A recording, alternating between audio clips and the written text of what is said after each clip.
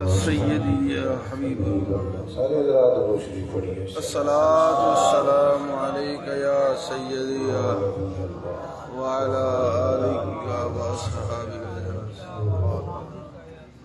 حمد و صلات کے بعد آج کی یہ نشست اصلاح انسانیت کانفرنس کے نام سے انعقاد پذیر ہے. اللہ کریم اہتمام کرنے والوں کو، شرکت کرنے والوں کو سب کو بہترین جزا عطا فرمائے.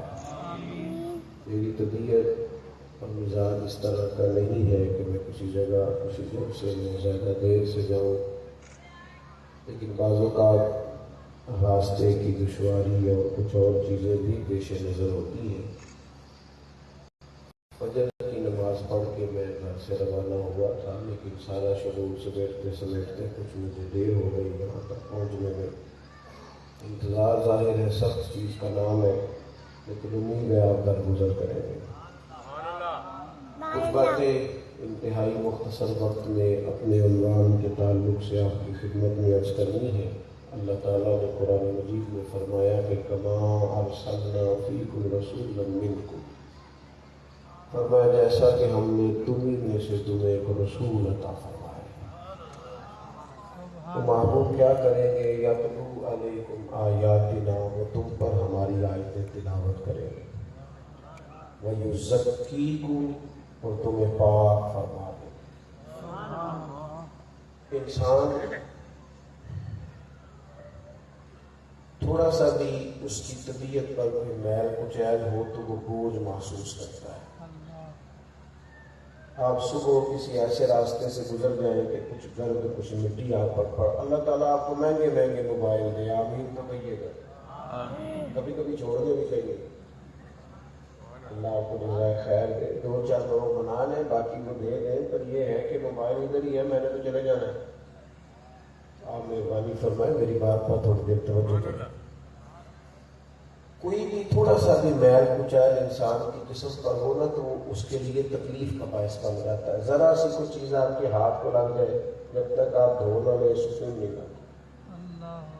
آپ کے گریبان کا، گلے کا، قمیض کا، ویسکوٹ کا ایک بٹن ٹوٹ جائے نا تو پوری محفل میں کسی کو نہیں پتا کہ آپ کا بٹن ٹوٹا ہے، لیکن آپ تکلیف میں ہوتے یار یہ بٹن ٹوٹا ہوا ہے. انسان کے ذہن پر، اس کے حاشیہ خیال پر تھوڑی سی بھی چیز اگر ظاہری طور پر لگ جائے تو اسے بوجھ محسوس ہوتا ہے.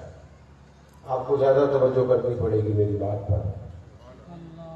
آپ نہا لیتے ہیں نا، چاہے ایک دن کی ہی گرد ہو، لیکن جب آپ نہا لیتے ہیں تو آپ کے جسم سے کوئی 2.5 مانو چیز نہیں اتری، لیکن وہ تھوڑی سی مٹی ہوتی ہے. آپ نہا لیتے ہیں تو اپنے آپ کو ہلکا پھلکا محسوس کرتے ہیں. کپڑے چینج کرنے سے بندہ اپنے آپ کو تازہ تر محسوس کرتا ہے. یہ اللہ تعالیٰ کا نظام ہے، اس نے انسان کو بنایا ہے. پڑھا لکھا آدمی ہو، مالدار ہو، اچھی ڈگری رکھتا ہو، آپ اسے کہیں جانے کی دعوت دیں، ہاں یار فلاں جگہ چلیں، فلاں محفل، اس کے پاس پیسے بھی ہیں، گنجائش بھی ہے، سواری بھی ہے، لیکن وہ جاتا نہیں. کہتا پہلے مجھے کپڑے بدلنے، کپڑے بدلوں گا پھر آپ کے ساتھ جاؤں. آپ کسی کے گھر چلے گئے، اسے کوئی مسئلہ نہیں ہے آپ کو گھر میں رکھنے کا، کھلانے کا، بٹھانے کا، کوئی معاملہ نہیں. لیکن اگر آپ بن بتائے چلے جائیں تو کہتے ہیں یار بتانا تو صحیح تھا، میں ذرا صفائی تو کر لیتا. انسان کی طبیعت پر تھوڑا سا بھی میل کچیل، تھوڑی سی بھی چیز بوجھ بنتی ہے. آپ سمجھ گئے میری بات کو جہاں میں آپ کو سمجھانا چاہ رہا تھا. ظاہری طور پر اگر تھوڑا سا میل کچیل ہو تو بندہ تکلیف محسوس کرتا ہے، تو اگر بندے کے دل میں میل کچیل ہو، اللہ اکبر، اللہ باطن میں دھبے ہو. ڈھیر سارا طبقہ ہے جو کہتا ہے سارا کچھ ہے پر میں بے چین ہوں، پریشانی بھی کوئی نہیں اور دل بھی نہیں لگ رہا، دکھ بھی کوئی نہیں اور سکون بھی کوئی نہیں. وجہ کیا ہے؟ اس پر غور کرنا چاہیے. میں نے عرض کیا ہے کہ جب تھوڑا سا بھی دھبا جسم پہ ہو، تھوڑا سا ذرا سی مٹی انگلی پہ لگ گئی تو کہتے ہیں پہلے ہاتھ دھو لو تاکہ سکون ہو. لگی رہنے تو تھوڑی سی تو ہے، اتنے کی تو سکون آئے گا. یہ جو من کے دھبے ہوتے ہیں نا، باطن کے دھبے، اگر انسانیت کی اصلاح نہ ہو، تعلیم و تربیت نہ ہو، من میں اگر دھبے رہ جائیں تو آپ کے پاس سارا کچھ ہے پھر بھی آپ پریشان رہتے ہیں۔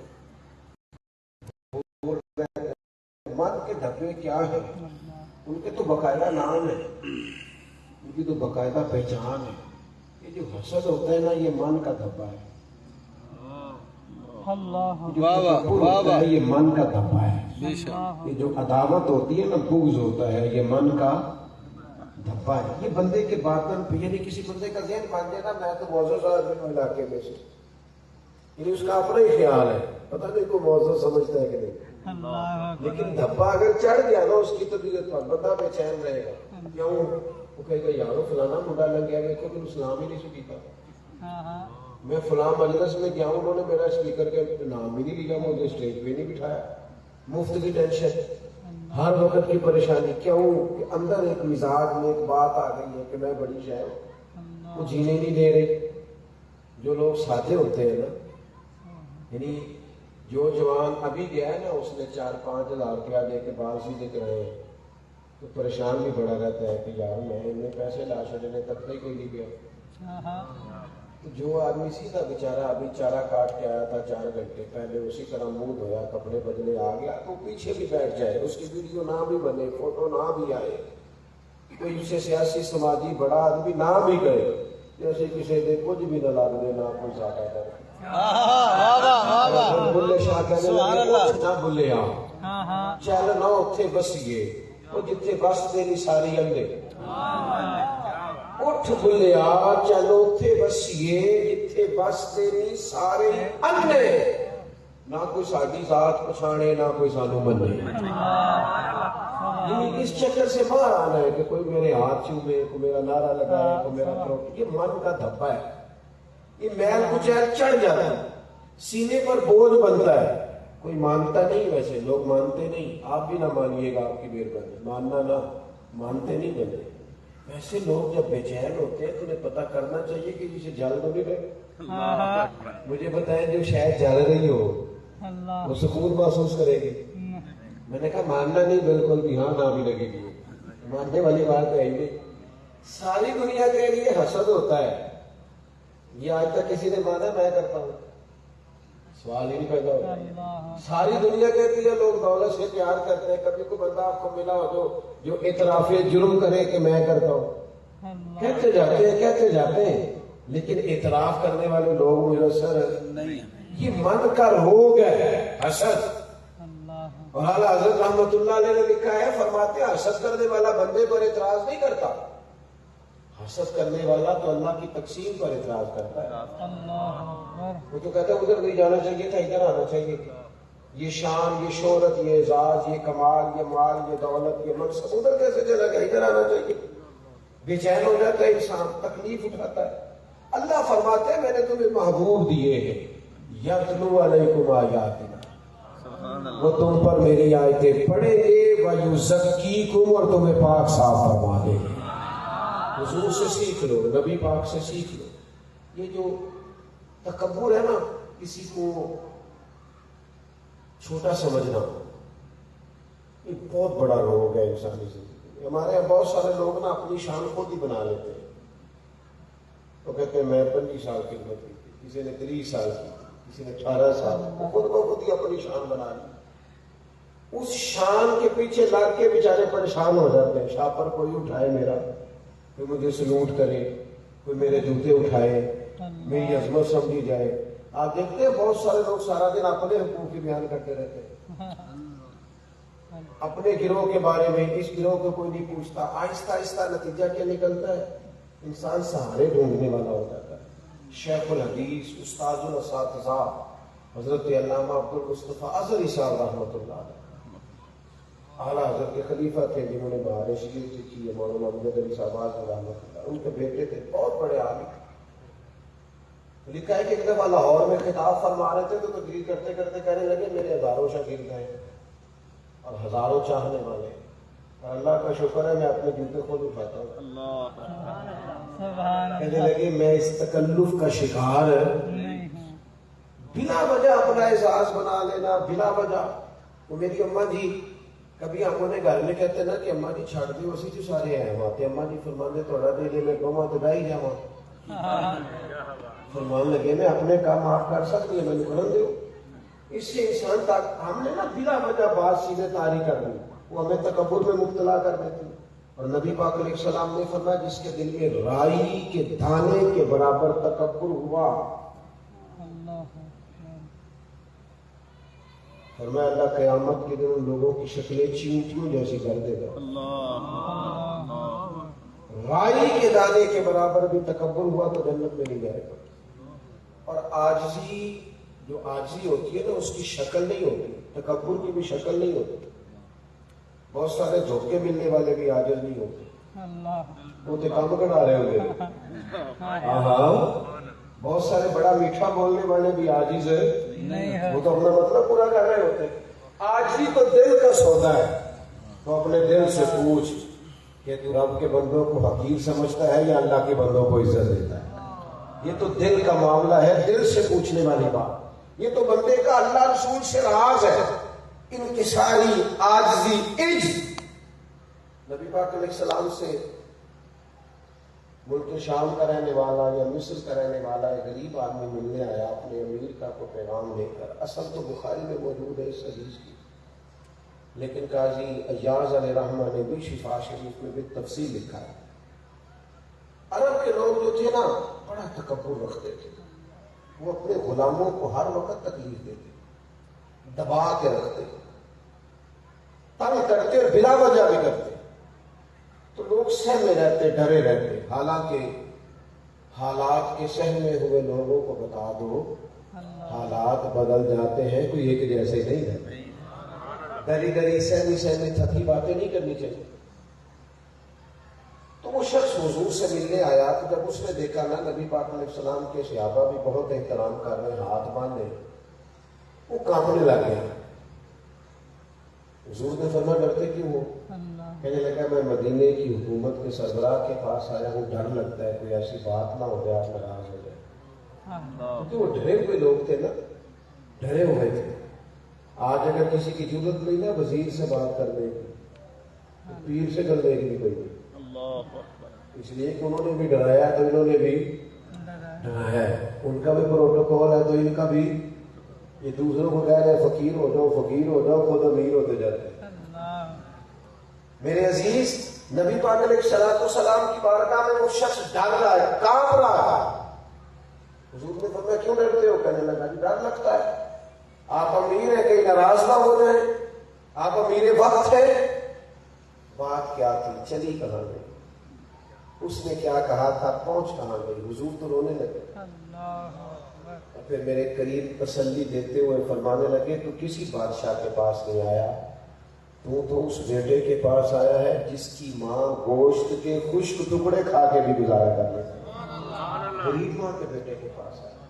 لوگوں کو تکلف میں مبتلا نہ کیا جائے. ہمارا پروٹوکول, ہماری شان. وہ کبھی دماد صاحب گھر میں آ جائے نا تو بیچارہ سسر دعائیں مانگتا پھرتا ہے کہ اللہ کرے صحیح صحیح چلا جائے. اور اس نے بھی جتنی عزت کرانی ہے سارے سسرال والوں سے کرانی. فخر کے ساتھ بتاتے ہیں میں نہیں جاتا جی گھر میں دروازے میں بچے اتار کے آ جاتا ہوں. یہ کمال کی بات ہے.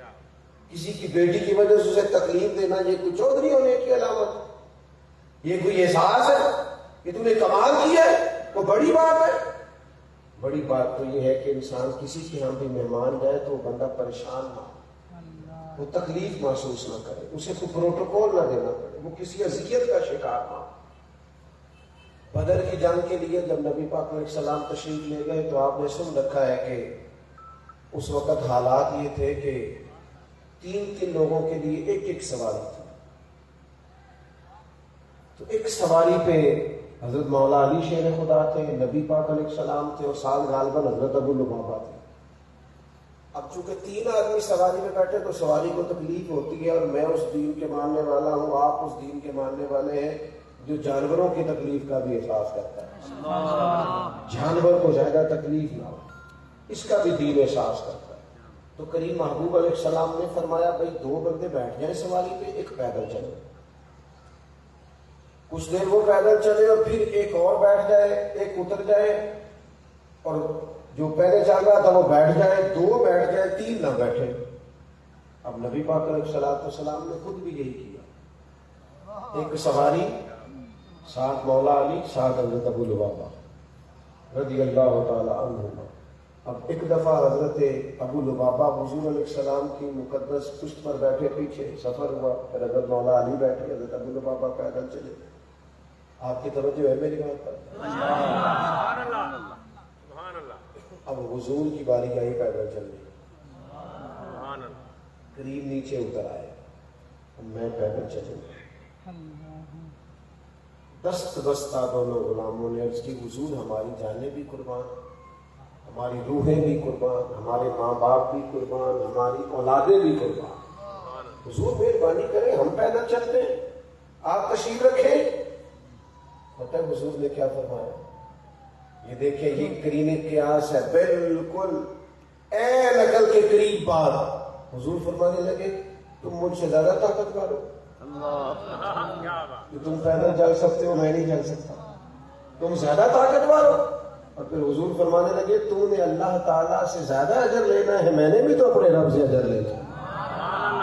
آپ اپنی زندگی میں نا ذرا لیول ٹھیک کرے، چلے زیادہ لمبی بات نہیں کرتا، جو لیول بیٹی کا ہے اتنا بہو کا بھی بنا لے۔ ناراض ہو گیا نہیں؟ آپ خوش تو ہونا، میں نے خوشی والی بات، زیادہ نہیں، میں یہ نہیں کہتا بیٹی سے زیادہ درجہ دے، جتنا لیول آپ کے ذہن میں اپنی بیٹی کا ہے نا وہ اتنا بہو کا بھی بنائے، وہ بھی بیٹی ہے، اسی زاویہ نظر سے اسے بھی دیکھے وہ۔ یعنی بیٹی اگر جا کے سسرال میں کام نہ کرے، شکایت ہے تو کہتے ہیں یہ بچی ہے، اور اگر بہو سے کام ٹھیک نہ ہو تو کہتے تمہیں اماں نے سکھا کے نہیں کلیا، اور بھائی تیرا اپنی بیٹی کے بارے میں فتویٰ یہ ہے کہ ابھی بچی ہے، اور دوسری کی بیٹی کے بارے میں یہ نقطہ نظر کیوں نہیں، کہ تیری رائے کیوں نہیں؟ تو مساوات میں آئے یہ تکبر، یہ حسد، پھر عداوت، کینہ بڑی بیماری ہے۔ کسی لڑائی ہو جاتی ہے نا، اختلاف رائے ہو جاتا ہے، جہاں زندہ لوگ رہتے ہیں وہاں رائے کا اختلاف بھی مردوں میں نہیں ہوتا، کیونکہ فوت ہو گئے، ان میں رائے کا اختلاف ہے۔ جہاں زندہ لوگ رہتے ہیں وہاں رائے کا اختلاف بھی 100% ہوتا ہے۔ ایک آپ صبح بچوں سے پوچھ لیں آج پکانا کی ہے، ایک کہے گا میں نے یہ نہیں کھانا تھا، دوسرا کہے گا میں نے، تو ان سے عداوت پیدا کر لیں گے، رائے کا اختلاف ہے، یہ ہو جاتا ہے۔ یہ زندہ لوگوں کی علامت، اسے خوش دلی سے قبول کریں، لیکن ہم ضد بنا لیتے ہیں۔ بہت سارے لوگ کہتے ہیں آپ نے مجھ سے مشورہ مانگا تھا، اگر ماننا نہیں تھا تو مانگا کیوں تھا؟ وہ خدا کے بندے، مشورہ مانگا تھا، حکم تو بھی نہ مانگا تھا۔ مشورہ وہ ہوتا ہے قبول بھی کیا جا سکتا ہے اور رد بھی کیا جا سکتا ہے، تو آپ نے تو حکم دے دیا،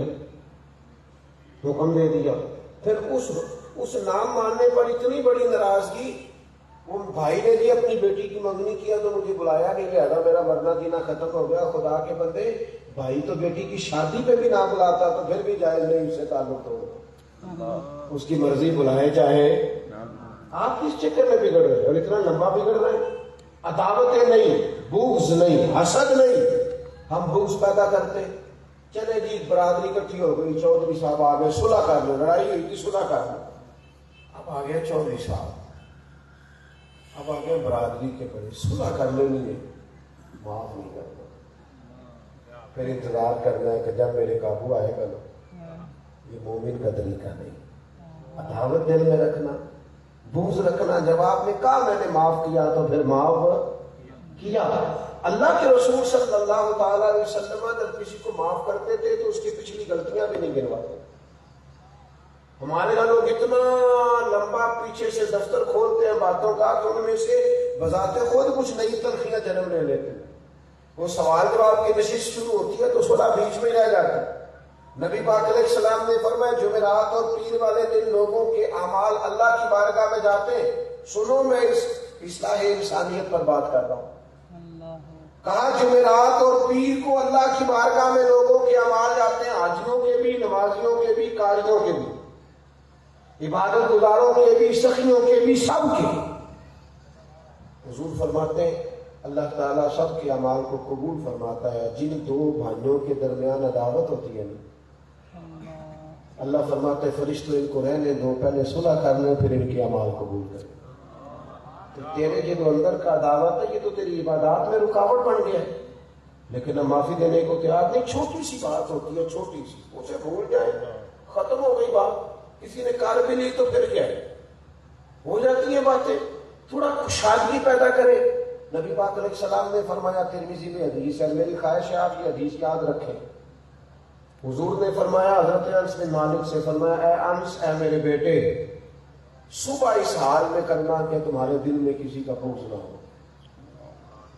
اور اگلے لفظ بڑے حسین ہیں. حضور فرمانے لگے یہ میری سنت ہے، یہ میری سنت ہے. سویرے اٹھتے ہی دل کو دیکھنا، غور کرنا اور دیکھنا تمہارے دل میں کسی کا بغض. حضور فرماتے ہیں یہ میری سنت ہے. قوم نے سمجھا ہے صرف مسواک سے دانت صاف کرنا ہی سنت ہے. او بھائی دل صاف رکھنا بھی سنت ہے. صرف میٹھا کھانا ہی سنت نہیں، فاقہ کرنا بھی سنت ہے. عزیز دوستو، صرف چیزوں کو میں دوستوں سے کہا کرتا ہوں کہ پگڑی داڑھی الحمدللہ میں نے بھی شروع سے رکھی ہے. مجھے تو خاتمے کبھی کرانا پڑا، پہلے دن ہی نہیں کٹوائی، ضرورت ہی پیش نہیں آئی. لیکن اس کے باوجود اس بات کو یاد رکھنا کہ حضور کی جو پہلا طریقہ، پہلی ادا دنیا میں مشہور ہوئی تھی وہ صادق اور امین ہونا ہے. سبحان اللہ. پہلی جس بات سے تعارف لوگوں کو ہوا تھا نبی پاک کا وہ یہ تھا کہ سچ بولتے اور دیانتدار ہے. تو سچ نہ بولے، ڈھونڈ پھرے پورا ملک اور صادق اور امین کینڈیڈیٹ ہی نہ ملے، اور آئین میں جھوٹ کی سزا ہی بولنا ہو. اور مذاق کا حال یہ ہے، ملک کے ساتھ مذاق کا حال یہ کہ ایک بندہ ایک جماعت میں ہوتا ہے، اس کی تعریفیں کر رہا ہوتا ہے، پھر اگلی جماعت میں آ جاتا ہے، اس کی کرتا ہے، پھر تیسری میں آ جاتا ہے، اس کی کرتا ہے. اور حال یہ ہے کہ قوم کہتی ہے نہیں ادھر بھی ٹھیک تھا، ادھر بھی ٹھیک تھا، وہاں بھی ٹھیک ہے، یہاں بھی ٹھیک. اتنا خوفناک منظر کے اخلاقیات کا کوئی دائرہ ہی نہ ہو، انسان کو پتہ ہی نہ ہو. میرے عزیز یاد رکھیے. اور پھر میں بہت پرانا کہنے والا ہوں. میں کہا کرتا ہوں کہ ہمارے یہاں نا وہی لوگ ہیں، کبھی اس جماعت میں چلے جاتے ہیں، کبھی اس جماعت میں. وہ پچھلی جماعت میں جب ہوتے ہیں تو حالات اور ہوتے ہیں، نہیں میں آگے کہتے ہیں میں انقلاب لاؤں گا. تو میں کہتا ہوں نمبر پلیٹیں بدلنے سے انقلاب نہیں آتا، اس کے لیے انجن بدلنا پڑتا. نمبر پلیٹوں سے انقلاب لا رہے ہیں، وہی چہرے، وہی رنگ، وہی انداز، کیسے انقلاب آئے؟ انقلاب تب آتا ہے جب انسان کا دل صاف ہوتا ہے، وہ اللہ کی رضا کے لیے خدمت کا جذبہ پیدا کرتا ہے، پھر اس کی مدد ہوتی ہے. زیادہ لمبی بات نہیں کرنی. اپنے باطن کی صفائی پر بوجھ رہ جائے گا، بے چین رہو گے. دل ہو نا صاف، بندہ صبح نرم دل ہو، کسی بندے سے کوئی شکوہ نہیں، کوئی اعتراض نہیں، کوئی پریشانی نہیں. کوئی کہہ بھی جائے تو ساڈی بھی شان ہی نہیں.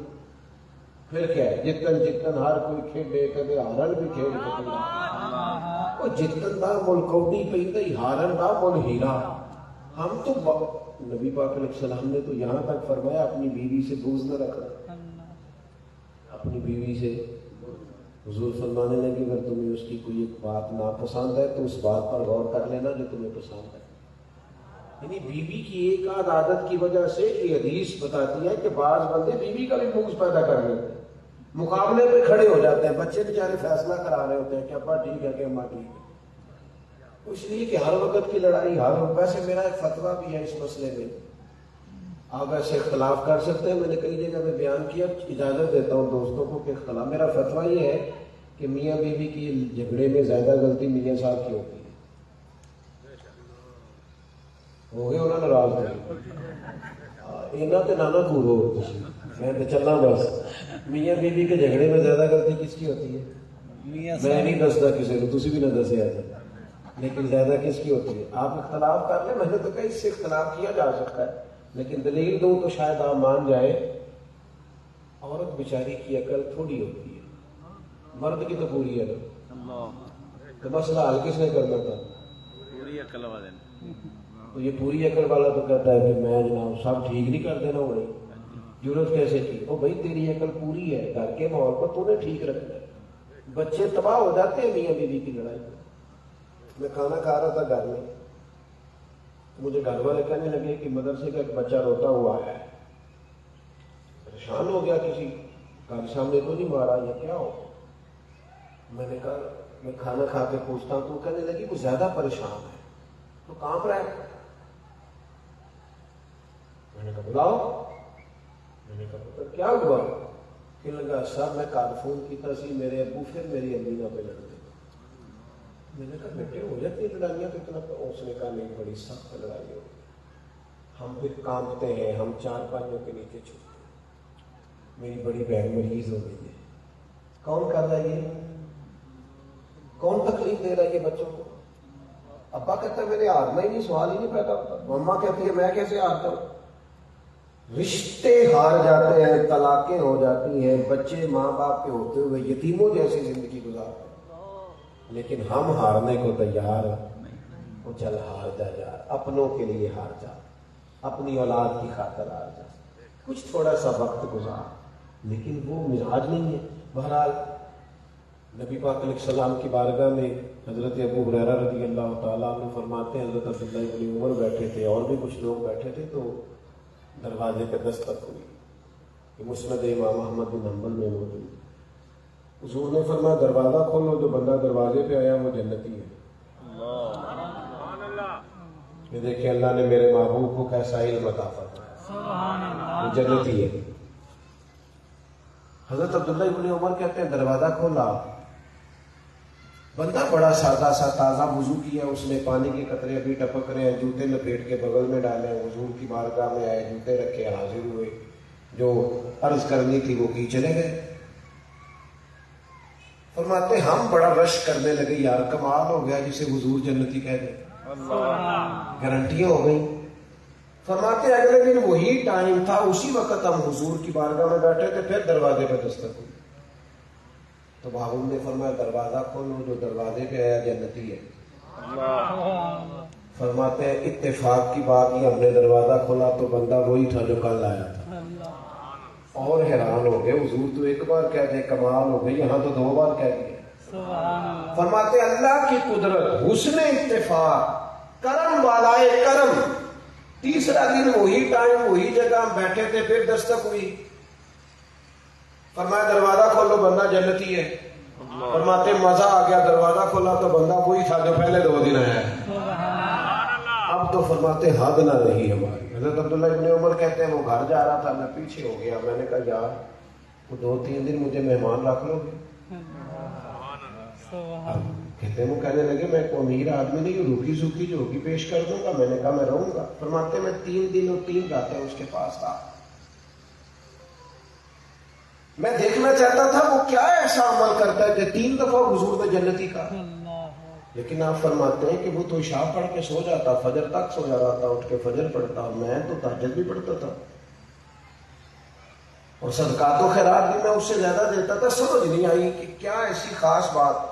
تیسرے دن میں جانے لگا تو وہ مجھے کہنے لگے کہ آپ آئے بھی اور جا بھی رہے ہیں، تو میں نے کہا یار سادی سی بات ہے، میں تو دیکھنا چاہتا تھا تو کیا عمل کرتا ہے، لیکن میں نے تو کوئی بڑا عمل کرتے نہیں دیکھا۔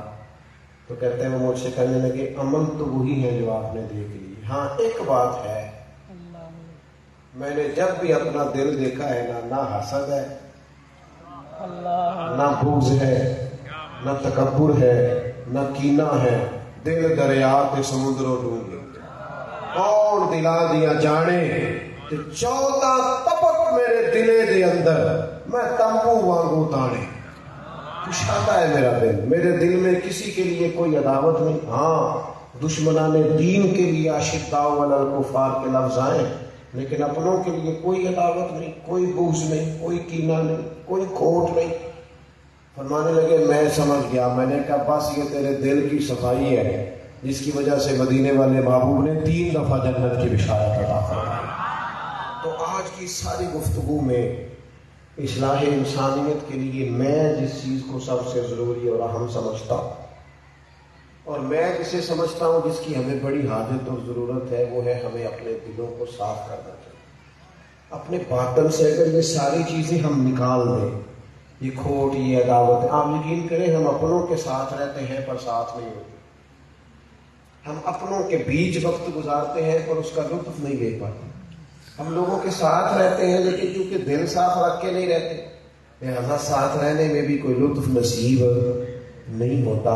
اپنی طبیعتوں میں، اپنے مزاجوں میں، اپنے روزمرہ کے معاملات میں جہاں آپ کپڑوں کی صفائی پر بڑا دھیان دیتے ہیں اور کنگھا بڑے احتیاط سے کرتے ہیں اور باقی چیزوں کا آپ ظاہراً بڑا خیال رکھتے ہیں، حضور نے فرمایا تھوڑا دل پر بھی توجہ کرو، اپنے باطن پر بھی تھوڑی نگاہ ڈالو. اگر یہ میلا کچالا ہو گیا تو پھر بھی سکون نہیں آئے گا. اللہ کی بارگاہ میں دعا